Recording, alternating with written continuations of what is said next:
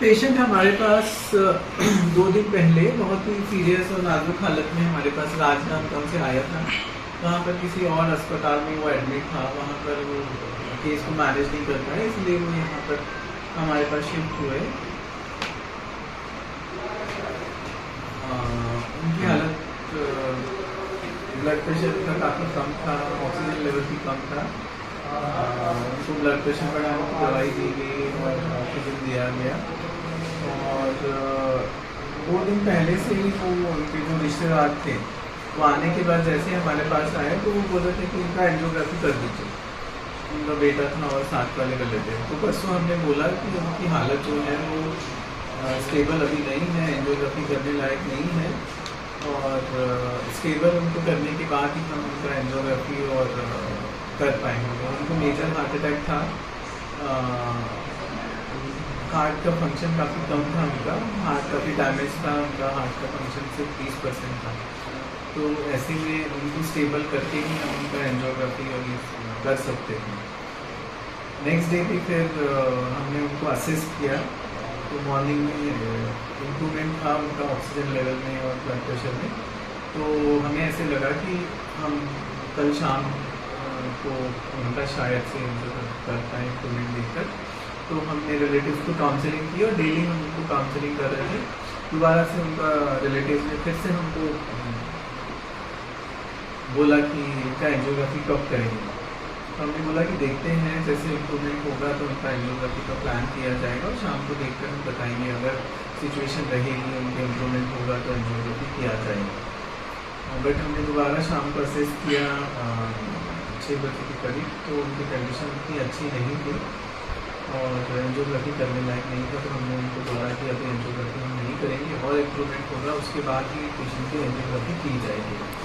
Sir, परिवार बोल रहा था कि मैंने उसके पहले मैं बात भी किया, आधा घंटा हम लोग का बातचीत हुआ है, इसके बाद जब अंदर ले गए तभी पेशेंट की मौत हुई है, इस प्रकार का आरोप लगा रहे। ये टोटली गलत बात है और ऐसा कुछ इंसिडेंस होता है तो ऐसे बेबुनियाद आरोप हर हॉस्पिटल के ऊपर और डॉक्टर के ऊपर लगते हैं। तो मुझे लगता है कि प्रेस की और मीडिया की भी जिम्मेदारी है ये जी कि जो सही मामला है वो लोगों तक पहुंचाया जाए और जो डॉक्टर का पक्ष है उसको भी रखना चाहिए। आजकल तो जिसके मन में जो आता है वो बोल देता है कि जैसे पेशेंट की डेथ हुई, आप लोगों ने देखा कि लोगों की कितनी सेवा डॉक्टर ने की है कोविड के दौरान और कितने डॉक्टर्स की जान भी गई है और कैसे लोगों ने पूरे देश के लोगों की जान बचाई गई है डॉक्टर की प्रोफेशन द्वारा, सब डॉक्टर्स लोगों ने। तो डॉक्टर हरदम आगे मरीज़ की जान बचाने की ही कोशिश करते हैं और अपना नॉलेज के हिसाब से 100% ही देते हैं। तो आज सुबह असेस करके हमने सुबह देखा कि मरीज़ की कंडीशन इम्प्रूव हुई है, ऑक्सीजन लेवल मरीज़ का इम्प्रूव हुआ है, ब्लड प्रेशर इम्प्रूव हुआ है और उनकी कंडीशन एंजियोग्राफी करने लायक हुई है। तो मरीज़ का जो बेटा है, उनके साथ के जो बुजुर्ग रिलेटिव हैं और एक व्यक्ति उनके साथ में था, तो उससे हमने चर्चा करने के बाद में मरीज़ की स्थिति, हमने बोला कि मरीज़ की स्थिति नाजुक ही है क्योंकि हार्ट का फंक्शन कम है, लेकिन इम्प्रूवमेंट ऑक्सीजन लेवल में हुआ, ब्लड प्रेशर में लेवल में हुआ। तो 3 दिन बाद उनका एंजियोग्राफी करने लायक स्थिति उनकी हो गई थी। तो इसलिए हमने उनका सुबह एंजियोग्राफी किया और ये करीब 10 बजे के करीब की बात है, 9:45-10 बजे के करीब की बात है। एंजियोग्राफी के करने के बाद पाया गया कि जो इनकी लेफ़्ट साइड की नस है वो पूरी 100% बंद थी। एक नस जो आधे हार्ट को सप्लाई कर रही थी वो शुरुआत से पूरी 100% बंद थी। तो 100% बंद जब नस रहती है तो ऐसी स्थिति में उनका एंजियोप्लास्टी किया जाता है गाइडलाइंस के हिसाब से, क्योंकि पेशेंट क्लिनिकली और हीमोडायनेमिकली अनस्टेबल था। तो उसको फ़ायदा पहुंचाने के लिए शॉक वाली स्थिति में था कार्डियोजन गाइडलाइंस के हिसाब से।